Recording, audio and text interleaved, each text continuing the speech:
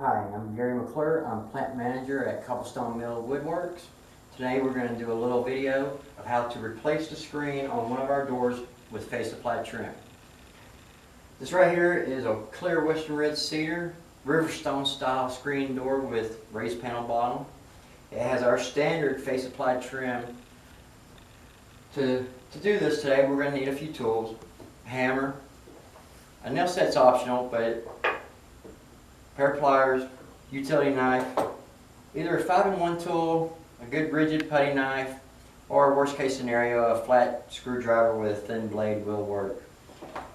Pair of scissors, and I like to use either some thumbtacks or you can use Scotch tape or something as well.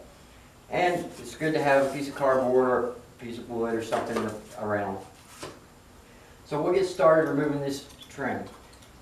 Most doors are going to be painted or stained, so the first thing you're going to want to do is take your utility knife and break that seal right between the trim and the frame of your door. Now, if you have several layers of paint or a real heavy paint on there, you may need to do a second pass. You just want to make sure that you get it freed up. Once you've done that, you'll take your 5-in-1 or putty knife. You'll find your spot that's loosened up a little bit and kind of wedge up on it a little bit and get your knife up underneath there so you can start prying. And that's where the cardboard or the block of wood comes in. It helps you pry without damaging the door so it pops off. Once it comes off, you take your pliers and you want to pull all your brad nails out. Careful so that you don't damage. Everything will be sticking out the back side of your trim, so you can actually pry without damaging the face of your trim. So most of this trim will be reusable. If you do damage a piece of trim or break a piece of trim, we sell pre-cut trim for all our doors. So we'll get those brad nails out of there and move along to the next piece. Have all your trim removed, all your brad nails have been removed. Now it'll be time, the next step will be to remove the screen and the spline.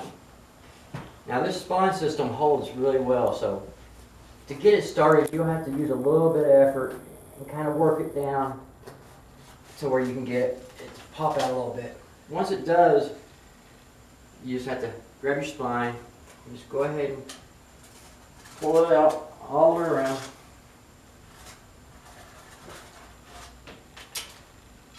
And your screen. And you can just dispose of this, you will not need it. Here at Cobblestone, we offer a replacement kit for all of our screen doors. It will come with everything you need to replace this screen. It will come with your screen, a new spline, the install tool to install your spline, and we even provide the proper nails with extras so that you don't even have to go to a hardware store to get nails or brads. Now we're doing this laying down on a table, but one of the great things about our doors are they are rigid enough that you can leave your door up on hinges and do this while it's still standing up. And that's where the push pins or the tape come in. You want to line your screen up, get it nice and straight, have it overlapping all your edges, and either pin or tape your screen into place. And you just want to pull it, it don't have to be tight, you just don't want no big wrinkles in there. And really, you only have to do this in 3 corners because you'll be in control of the corner that you start in. Now I'm going to use this tool, but this will be the tool that you get with your kit. Same thing, just this one has a little bit longer handle on it. So whichever corner you did not pin or tape, you'll want to start there. Pull it snug. And get your spline started down into that plow that we have. Take your tool, start running it over that spline and you'll see it start to set down into that plow. Now all you do is run down, give it a little bit of pressure. It don't take a lot. You'll see it sliding down in there. And just run it all the way up to the corner.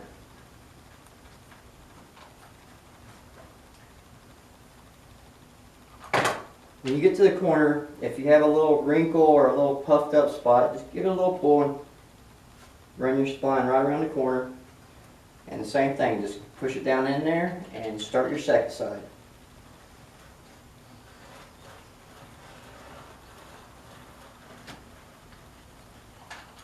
Continue this around.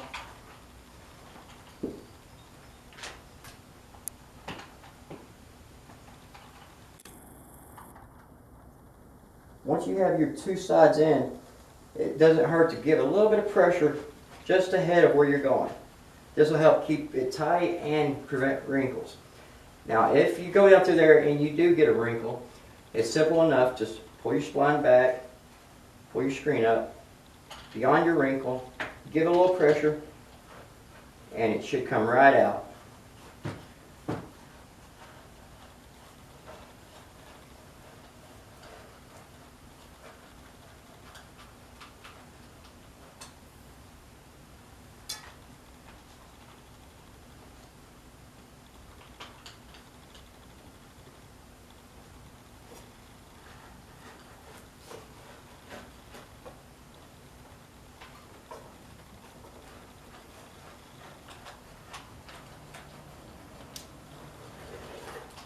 Okay, once you get it all four sides done, your screen will be pretty nice and tight and should hold just like that. But what you'll want to do is go back around one more pass. With a little bit more pressure, you want to set that spline down in there. The way our plow is designed is the deeper you get it, the tighter the screen will be and the tighter it will hold that screen so it lasts longer. So you'll want to go back around all four edges and just set that spline down in there using a little bit more pressure.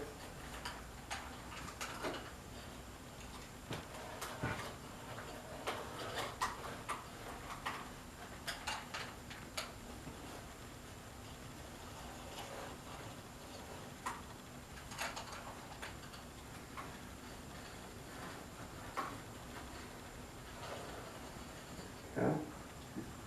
Now we'll want to take your scissors, trim off any excess spline you'll have, and then you'll just take a screwdriver or the edge of your 501 and take the corners of the spline and tuck it down, making sure that you get it below flush. It doesn't have to be down as tight as the rest of it, but you want to make sure you're down below the frame. So we'll get each corner tucked in.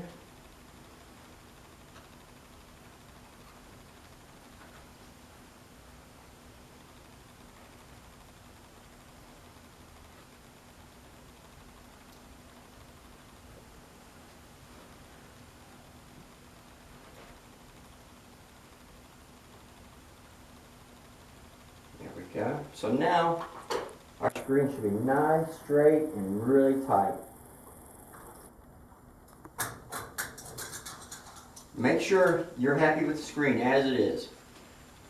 Once we start trimming this excess off, you can't go back and tighten it anymore. So at this point, you want to really make sure you're happy with the tightness and the straightness. Okay, now that the screen is tightened up to your satisfaction, we're ready to trim the excess off the screen. Take your utility knife, set it down in the plow right above the spline there on this outside edge. Put a little slight angle on it. Make sure you do not touch this inside edge and nick your screen. And just slowly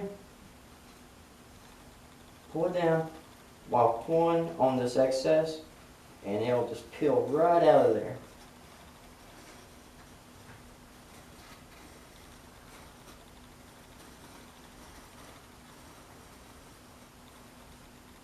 If you miss a spot, just come back and hit it.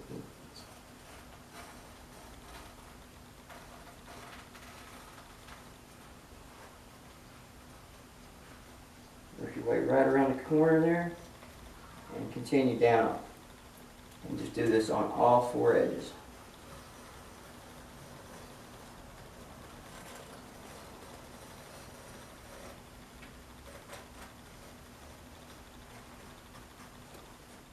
Okay, now that we have that excess taken off, and you see it comes up pretty easy. This is just a standard charcoal fiberglass.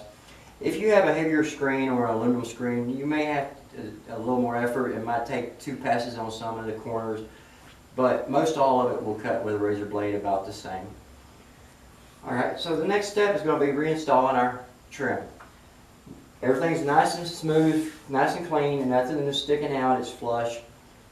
So we'll take our trim, and with the nails provided in our kit, we'll just come down, take your first piece, line it up to the edge is flush with your frame. The small side of your miter cut is right even with that corner. You can actually take the brads that we provide are slightly oversized to the ones that are originally put in there. So you can actually go right back into that same hole, and it makes it a little easier to get it to, and it still will hold. Now your kit will provide extra nails, so once you put it on there, if you feel like it needs a little more support, you can go ahead and put some extra nails in there. Just avoid putting any nails within 2 inches of the edge of the trim. If you get too close to the edge, it will split, especially on this cedar. But anywhere else, you'll have several extra nails, and it doesn't hurt to throw a couple extra on there.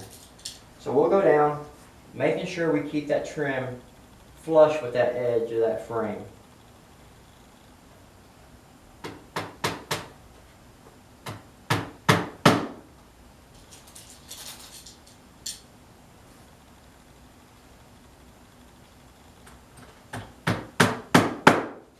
And like I said, because of the nails being oversized, most of the time you won't need extra, but if you feel like you do, that is not a problem. You'll take your next piece, line it up flush, making sure to keep that miter cut nice and tight. And the same thing, just come right back into that same hole.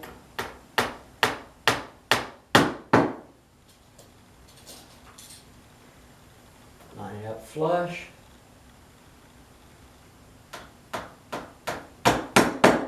Okay. Once all your trim's reinstalled, you can go back with a nail set, or if you don't have one, just a good 16 penny nail can do the same thing, and just set the head of those nails in just a little below flush. That way you don't have anything sharp sticking out, and once you paint it, most of the time you will never see those heads again. So, on completion of that, you should have a screen door that looks like brand new, ready for many years of pleasure. If you have any questions or have any other issues that come up, please contact our sales department at 1-800-591-4597. Thank you.